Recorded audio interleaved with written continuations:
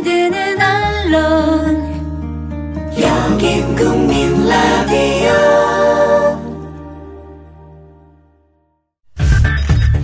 이강인의 오늘, 이제는 정가 산책으로 함께합니다. 정치권 동향 생생하게 풀어드릴 분은요. 네, 양정대 기자 안녕하세요. 네, 안녕하세요. 오늘은 아주 씩씩하십니다. 그런가요? 네. 평소하고 별 다름이 없는데. 아하. 세월호 특별법 논의고, 네. 지금 전국의 한 교착 상태이자 분수령이고 고비인데.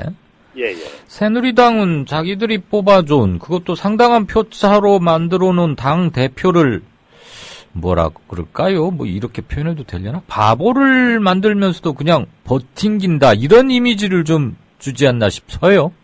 그렇습니다. 지난주 금요일 날 여야 간 협상에서 그 최대 쟁점이 바로 진상조사위원회에 이 수사권을 부여할지 여부, 이거였는데, 그거에 대해서 새정치민주연합 쪽에서 이 진상조사위원회에 직접 수사권을 주지는 않되 진상조사의 출범에 맞춰서 이 특검을 발동을 해서 이 특검이 여기서 관련된 내용들을 수사하는 걸로 그렇게 이제 수정안을 얘기했고, 그거를 이제 여야가 그래서 어느 정도 이견이 좀 좁혀지고 있다, 이런 얘기들이 이제 일제히 언론 보도를 통해서 나왔지 않습니까? 그랬죠. 그런데 주말을 거치면서 새누리당이 특검 활동은 특검 관련해서 뭐 특검 쪽으로 갈 수는 있지만 특검의 추천권을 새정치민주연합 야당에 주는 건 불가능하다.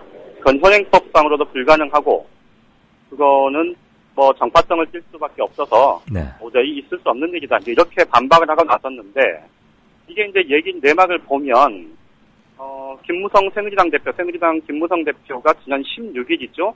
여야 대표하고 원내대표 이렇게 네 사람이 만났던 자리에서 야당이 진상조사위원회 수사권을 계속 달라 이렇게 요구를 하는 건 현행법 체계하고 안 맞으니 만약에 그 요구를 접는다면 이거 특검을 발동해서 하면 되지 않냐. 특검 추천권을 야당이 주겠다. 이렇게 이제 몇 차례 얘기를 했다는 겁니다. 그래서 새정치민주연합에서 세월호 가족대책위원회하고 논의를 좀 해서 세월호 유가족들을 좀 설득을 해서 이제 지난 25일이죠. 금요일 날. 그러면 그렇게라도 해서 가자. 대신 세월호 특별법을 제정을 하고 진상조사위원회가 이제 구성이 될 때 특검을 발동을 하면 그 특검의 추천권은 김무성 대표가 얘기한 대로 야당이 가져야 한다. 이제 이런 얘기를 한 겁니다. 그랬는데 주말에 어제 김재원 새누리당 원내 수석부대표, 여기가 이제 친박 실세 중에 한 명이죠. 그건 말이 안 된다. 현행법상으로 불가능하고 이거는 뭐 있을 수 없는 일이다. 감히 어떻게 특검을 특정 정파가 하냐. 현행 그 특검법상에 보면 이거를 추천위원회를 구성해서 선정을 하게 돼 있고 대통령이 임명을 하게 돼 있는데 그런 절차를 안 거치고 어떻게 가냐. 이렇게 잘라서 얘기를 했고요. 오늘은 이 세월호 특별법 논의에 여당 실무 책임자죠. 주호영 정책위 의장. 지난번에 교통사고에 비유했었던 당사자죠. 이 주호영 의장도 현행법상으로 불가능한 일이다. 이렇게 잘라서 말했고요. 기자들이 아니 김무성 대표가 그때 사자회동에서 야당에 제안을 했다더라. 이렇게 기자들이 물으니까 주호영 의장이 딱 이렇게 얘기를 했습니다. 그거는 김무성 대표에게 여쭤보는 게 좋겠다. 이렇게 얘기를 했어요. 그러니까 아까 말씀을 하신 대로 사실은 이게 이제 진상조사위원회 자체에 이 수사권을 부여하지 않되 간접적으로 이 특별검사가 임명이 돼서 그 특별검사가 활동을 하면서 진상조사위에서 제기된 의문점들, 또는 수사가 필요한 점들 이런 것들을 특검이 수사하도록 하는 그런 절충안이 사실 여야 사이에 공감대가 이루어진 거고 거기에는 사실 새누리당의 대표가 야당에게 제안했던 거를 사실 야당이 수용을 한 그런 과정을 거친 거지 않습니까? 물론 현행법상으로 특검법이 이렇게 규정이 돼 있다 손 치더라도 거기서 정치적인 협상과 합의에 의해서 충분히 야당이 특검 추천권을 가질 수 있는 그 방안은 여러 가지 가능하지 않겠습니까? 그런 걸 만들어내는 게 정치 아닙니까? 이른바? 그렇죠. 그래서 이제 여야 간 협상의 묘미 네. 이런 것들이 이번에 좀 발휘되나 싶었는데 네. 아니나 다를까 청와대가 발끈했다 이런 얘기가 이미 그 전부터 나왔었는데요. 네. 이 김재원 원내수석이 당 대표의 얘기를 딱 따르고 나선 것, 그리고 주호영 정책위 의장과 이완구 원내대표가 당 대표의 얘기에 대해서 모르쇠로 일관하고 있는 것 이런 것들을 네. 보면 사실 김무성 대표 입장에서는 좀 첫 대화 관계에서부터 체면을 크게 구길 가능성이 굉장히 높아졌다 이렇게 네. 봐야 맞을 것 같습니다. 말씀 들어보니까 새누리당에는 사단장보다 연대장이나 중대장이 더 세네요. 그런 셈이 됐죠. 예. 네. 그런데 그 연대장이나 중대장은 사단장 눈치는 잘 안 보고 저 위에 청와대인가 청기환과 거기 군단장 거기 사인을 보고 이렇게 하는가 보죠? 그렇다고 봐야 되겠습니다. 네. 그러면 그 사단장은 그냥 저긴가? 근데 이제 오늘 그 문제 관련해서 사실 이제 여러 기자들이 이 김무성 대표 쪽하고 좀 접촉을 해서 얘기를 좀 들어봤는데요. 네. 일단은 그렇게 얘기한다 그럽니다. 저도 통화했을 때 비슷한 얘기를 들었는데, 김무성 대표가 딱 잘라서 야당에 추천권을 주겠다. 이렇게 얘기하지는 않았다. 네. 그래서 야당이 조금 더 융통성을 발휘하면 좀 더 협상의 여지가 있지 않겠느냐는 취지였다. 이렇게 얘기를 했다 그러는데요. 네. 어쨌든 김무성 대표의 평소에 이렇게 스타일이나 이런 것들로 보면 당연히 그 자리에서는 그런 제안을 했을 가능성이 높고요. 그다음에 실제로 보면 이 문제를, 이 교착 상태를 좀 김무성 대표는 빨리 풀어야 한다는 생각을 갖고 있다. 이런 말씀 제가 한번 드린 적이 있었는데요. 그렇죠. 김무성 대표는 좀 더 적극적인 스탠스를 취하는 건 맞는 것 같아요. 그런데 지금은 이제 어차피 지금 당대표 된 지 초반이고 청와대하고 이렇게 관계 문제에 있어서 처음부터 틀어지면 안 된다 이런 강박도 좀 있는 것 같고요. 그래서 이 문제에 대해서는 어쨌든 본인이 이렇게 얘기를 해서 물꼬가 트이는 듯 하다가 지금 교착 상태로 다시 원점으로 회귀를 했는데 김무성 대표가 다시 나서서 이 문제를 적극적으로 풀어낼 것 같지는 않습니다. 그럼 우리 양 기자께서 보시기에 김무성 신임 새누리당 대표가 당 장악을 시도하지 않는 겁니까? 못하는 겁니까? 지금으로서는 전자라고 봐야 될 것 같습니다. 네. 조금 자기 스타일이 구기더라도 일단은 좀 저기하고 넘어가자. 네네. 그래요. 알겠습니다. 오늘 새누리당이 재보선, 그러니까 15개 중에 8석, 이런 얘기를 공개적으로 했던데, 그거 엄살입니까? 아니면 부자 몸 조심하는 겁니까? 아니면 실제로 많이 뒤집어진 겁니까? 최소 8개는 이길 수 있다. 이런 자신감의 표현이다. 저는 그렇게 보는데요. 오늘 그 얘기를 이인재 최고위원이 했는데, 청취자분들께서도 다들 아시지만 이인재 최고위원이 정말 그 정치권에서 일반적으로 보면 사실 당적을 그렇게 숱하게 옮겨간 철새 아닙니까? 사실 그렇죠. 케이스인데. 13번인가 옮겼다고 그랬잖아요. 그런데 사실 정치권에서 보면 정치인들, 동료 정치인들 입장에서 보면 정말 불사조라는 별명 때문에 별명이 붙을 정도로 사실은 이 발군에 살아남는 실력 보여주는 사람 아니겠습니까? 그러니까 산전수전 다 겪은 이인재 최고위원이 우리가 지금 질 것 같다 혹은 이길 수도 있겠네 라는 판단이 들지 않으면 사실 그런 얘기 안 했을 겁니다.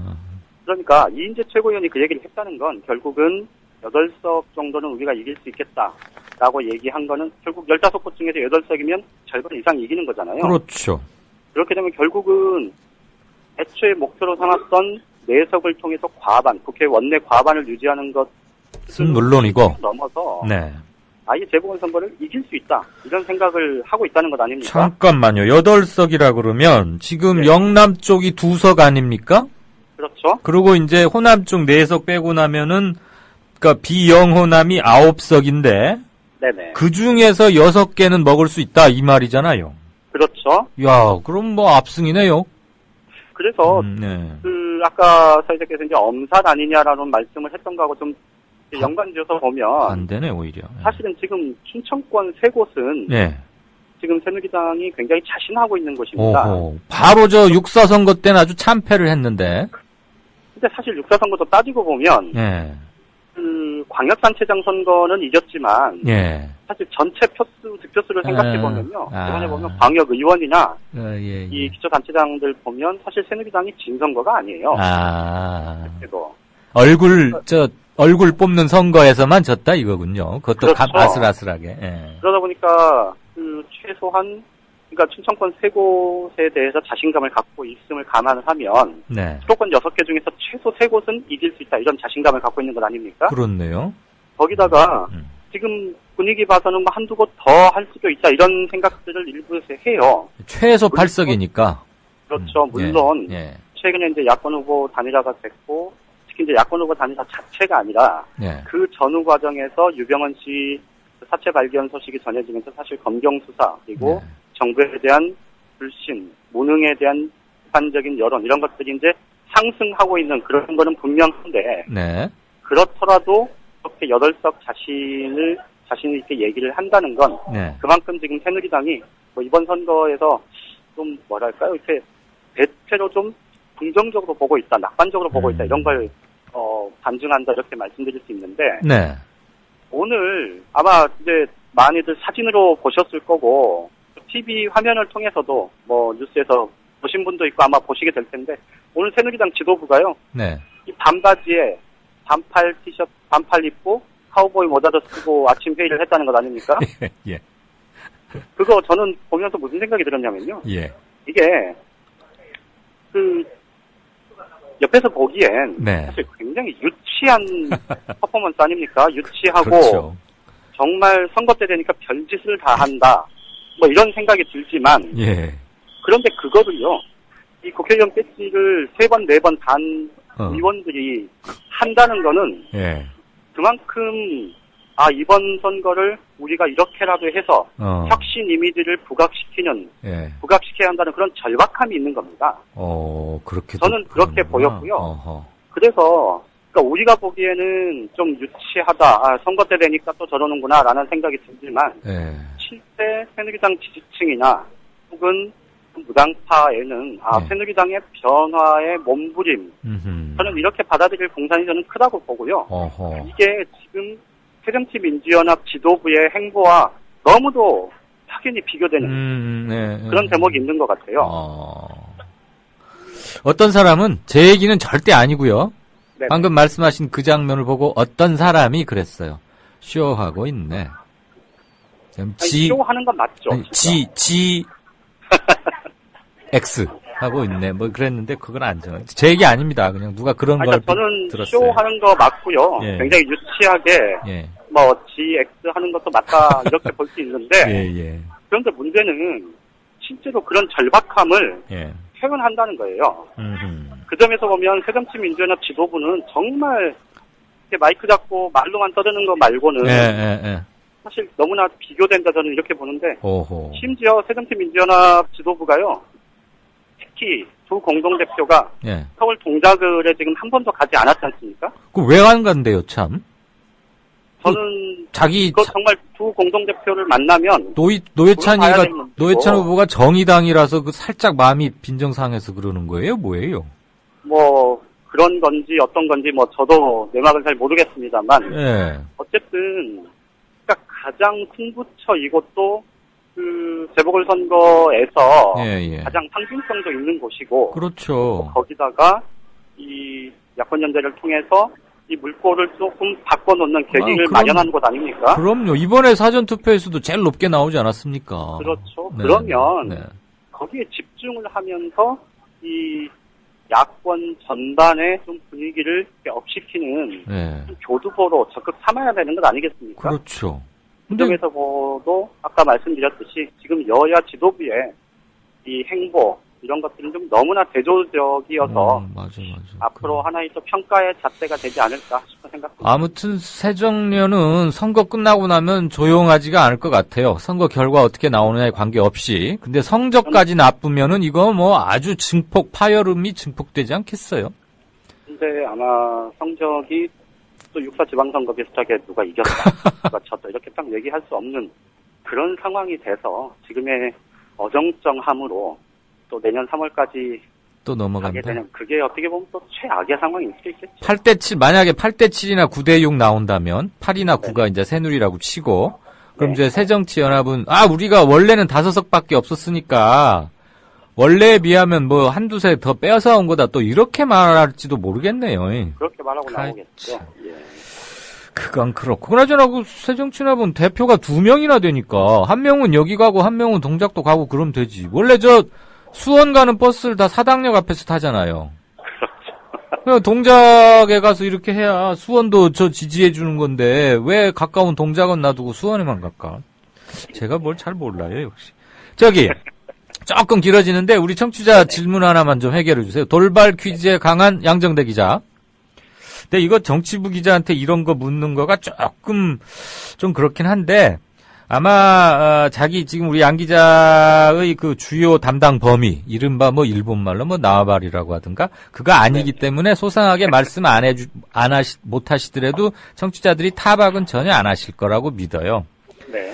아마 우리 그 일종의 냄비 근성 우리 언론을 꼬집는 질문이기도 한데 우리 뭐 열혈 청취자이신 왕싸가지님께서 양 기자님이라고 콕 찍어서 말했어요. 그래서 제가 질문 드리는 거예요.